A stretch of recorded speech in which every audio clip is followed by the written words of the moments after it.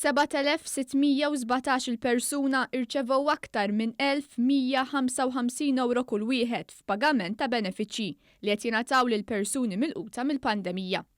Tħallsu wkoll 880,000 euro f'kontribuzzjonijiet tas-Sigurtà Soċjali.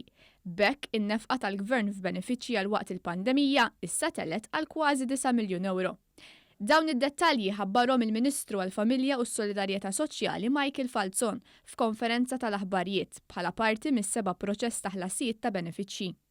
Minn dawk li benefikaw hemm 5,780 persuna li jew irċevew il-benefiċċju tal-ġenituri li waqfu jaħdmu biex jieħdu ħsieb lil uliedhom jew dak mediku jew tad-diżabilità waqt li żammew l-impjieg.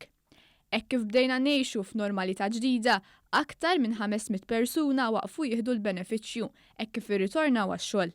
B'din l-għajnuna u l-iskemi tal-Malta Enterprise ġew salvati 99,000 impjieg. Kellek ftit aktar minn 300 minnhom illi kienu qed jirċievu jew il-benefiċċju ta' ġenitur, il-biċċa kbira minnhom, inkella l-benefiċċju mediku jew il-benefiċċju għal persuni b'diżabilità, u kellek ukoll kważi 184 persuna oħra illi kienu tilfu l-impjieg, bdew jieħdu l-benefiċċju, però reġgħu daħlu fid-dinja tax-xogħol u allura m'għadhomx qed jirċievu l-benefiċċju.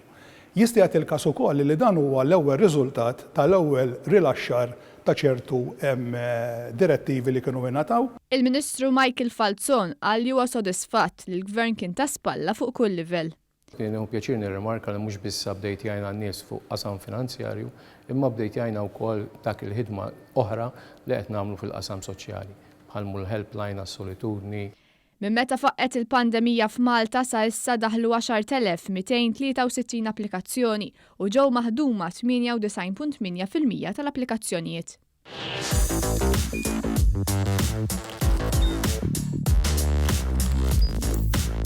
Idħol fuq one.com.mt u hemmhekk tista' tara l-programmi kollha li jxandru fuq One permezz ta' One Play.